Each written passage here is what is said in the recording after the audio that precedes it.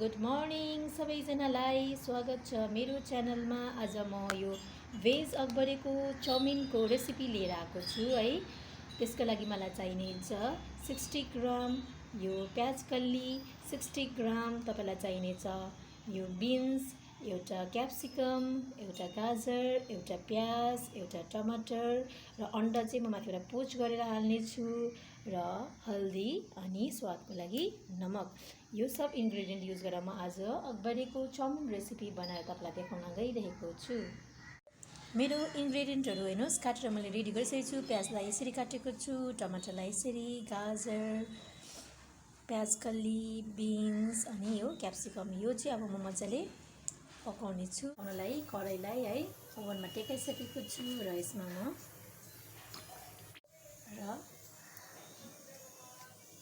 Nearly 150 ml तेललाई हालेँ।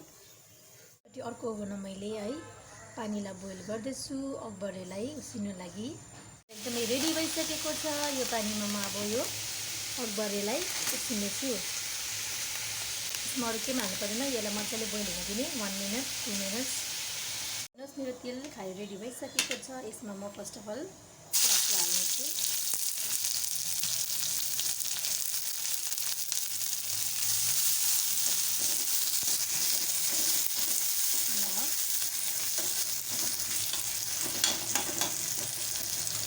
प्याजको साथसाथै म यो प्याज कल्लीलाई पनि हाल्न गएँ।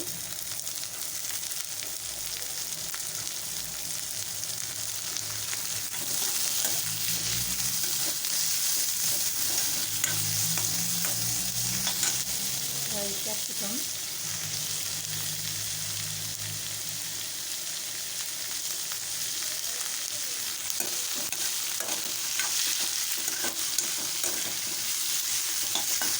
र यो बिन्स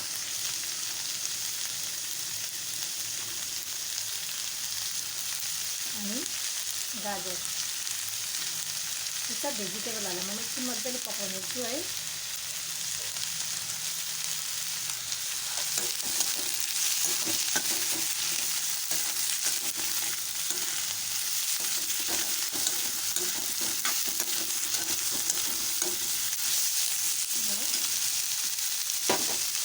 स्वादको लागि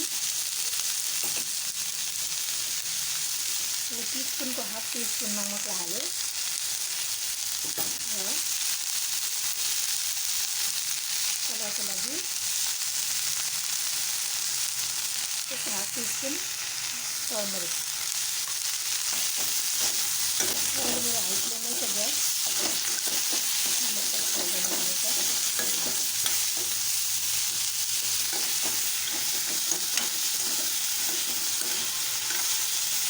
यो इन्ग्रेडिएन्टहरूलाई म पहिला मजाले पकाउँदैछु है। मैले यो सब्जीलाई चाहिँ कन्टिन्युस चलाएको छु है। कन्टिन्युस चलाएर तपाईँलाई मजाले भुट्नुपर्ने हुन्छ है। इन्ग्रेडिएन्टहरूलाई मजाले पाक्न दिने है। मेरो अकबरी हेर्नुहोस् है मजाले बोइल भइसकेको छ। अब मैले यो ओभनलाई अफ गर्दैछु। अब यो म बोइल भइसकेको अकबरीलाई स्टेन गर्न गइरहेको छु।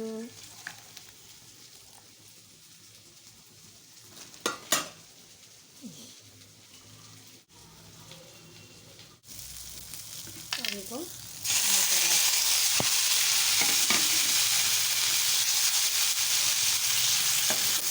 लास्टमा यो टमाटरलाई हालिदिएँ है।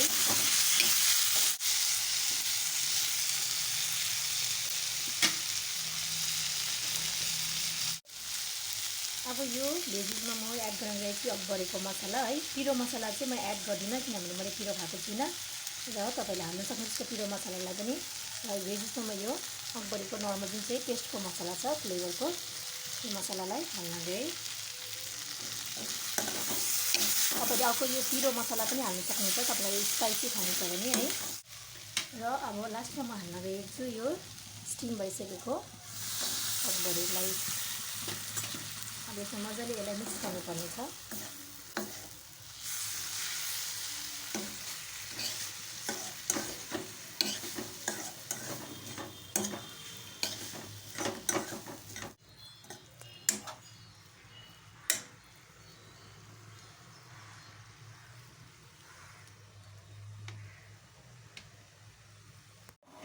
हेर्नुहोस् मेरो अब है अकबरे चाउमिन फाइनली रेडी भइसकेको छ है। यसलाई म तपाईँलाई एक पोसँग सर्भ गरेर देखाउन गइरहेको छु है।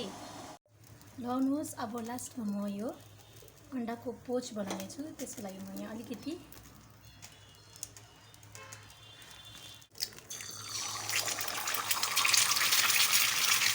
पोच गर्नेछु।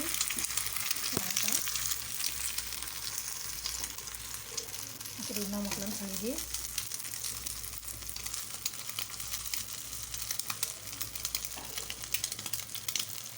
अन्डा पोचिँदैछ रेडी।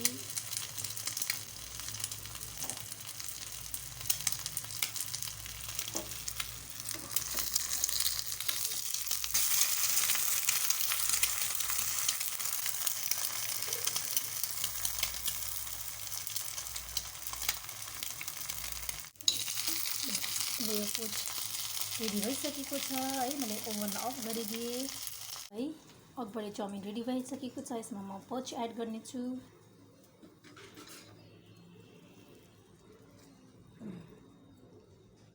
लिनुहोस् मेरो अकबरे चाउमिन एक पोच साथसाथै कर्न सुप विथ नुर मिठो भएर अब रेडी भइसकेको छ। अब तपाईँलाई मुकबाङ गरेर देखाउँदैछु।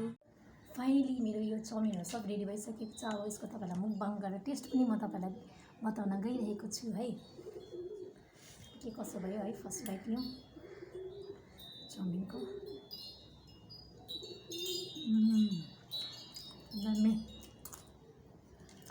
एक पोचको टेस्ट लिँदैछ है। अन्डा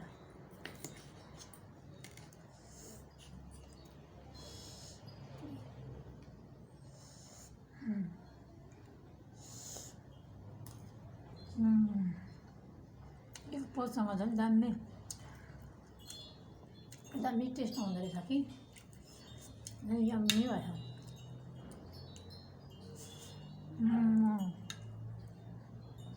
एकदमै टेस्टी डिलिसियस भएछ हो। यो सुप झन् वाउ मकै।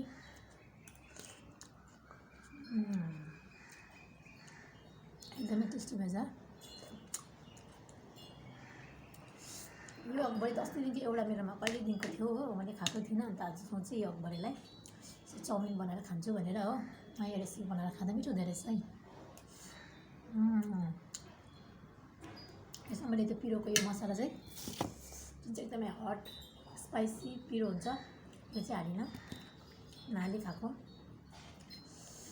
एक पोचसँग खाँदा झन् यो चाउमिन झन् एकदमै टेस्ट बढेर जाँदो रहेछ। दामी त्यही माथि मेरो चाउमिन फेभरेट। मजा आयो खानु।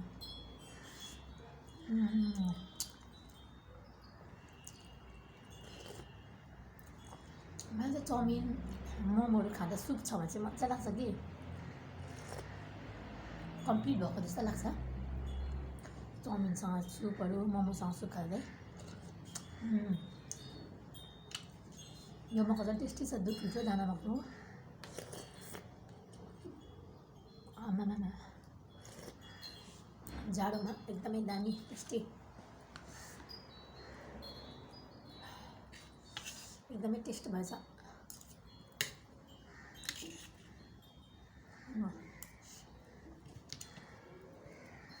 दामी चाहिँ यम्मी यम्मी। घरमा बनाएको त हेल्दी पनि हुन्छ होइन। तेलहरू राम्रो युज गरे हुन्छ। बाहिर किनेर खानुभन्दा होइन। बाहिरको फास्टफुडहरूमा चाहिँ मेन मलाई तेल चाहिँ एकदमै ठिक लाग्दैन। सस्तो त्यही माथि त्यही पुरानो तेल चलाक गर्छ हो। अब टेस्टी भएर नि यम्मी यम्मी।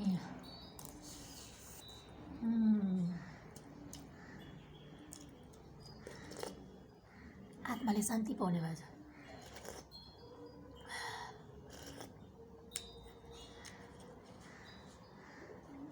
यस्तो चाउमिनहरू चाहिँ मलाई मनपर्छ हो।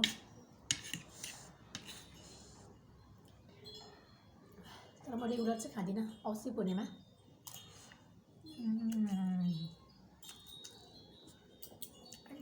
टेस्टी भएछ हौ। आफै सकेको चाहिँ होइन हो, आफैले पकाएको भनेर, तर एकदमै राम्रै भएको छ।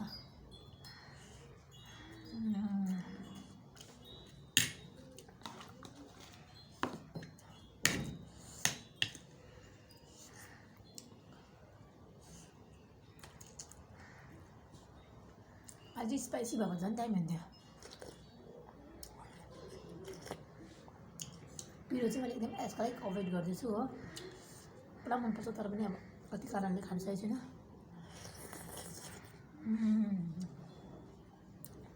मकैको सुप हेर्नु न, मकै कस्तो दामी चाहिँ ठुल्ठुलो दानाको।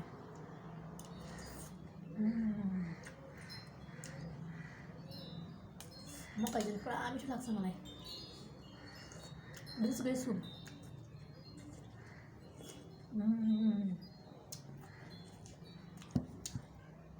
दामी।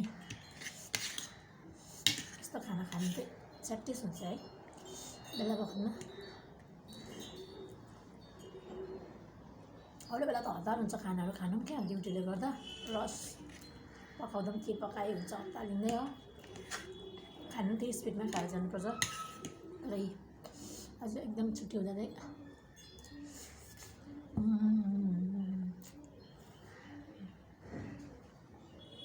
मन भरेर खानु पाउँदा मजा आयो। खानु त खानु, खाएर सेटिस पनि हुनु पऱ्यो नि त नि। ठुलो घाँस हाल्दै चाहिँ अब ला झऱ्यो, ठुलो घाँस बनाएर भन्दा एकदम ठुलो घाँस बनाएर राख्छु ल।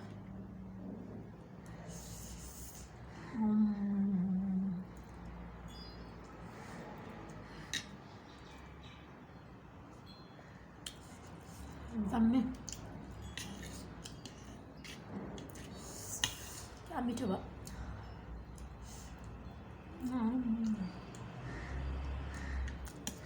सुप पनि खाँदै गरौँ।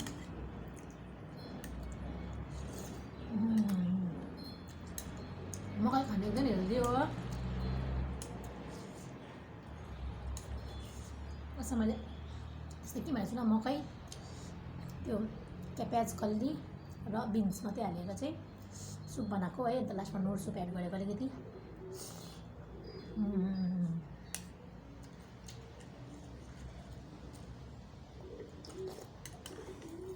दामी।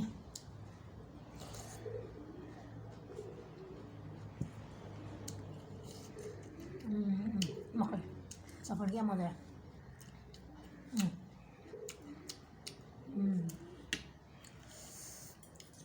तुनाटे मेरो चाउमिन अगाउनु चाहिँ अगाएँ मजाले कि यस्तो खाना खानको मलाई पुरा मनपर्छ।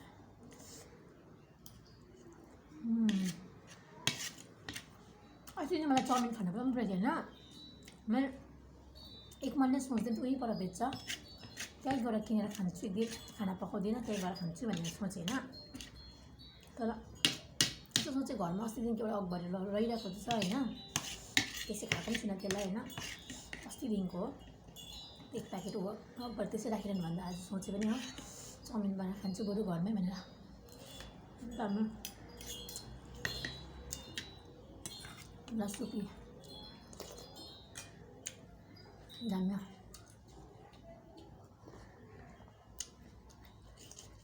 सब पेलामा चाहिँ हुरुफुर खान झन् मजा आउँछ।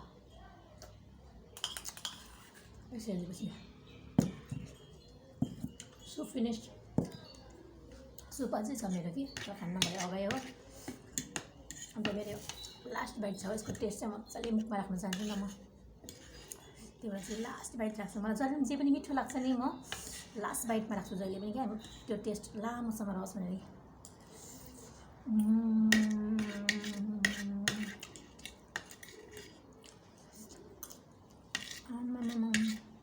दामी दामी दामी फिनिस्ड। एउटा पनि छैन, एउटा पनि राखिनँ मैले होइन। खुवाइ चाहिँ मेरो खतरा छ। एकसित भात पनि फ्याँक्ने चाहिँ आदत छैन मेरो हो।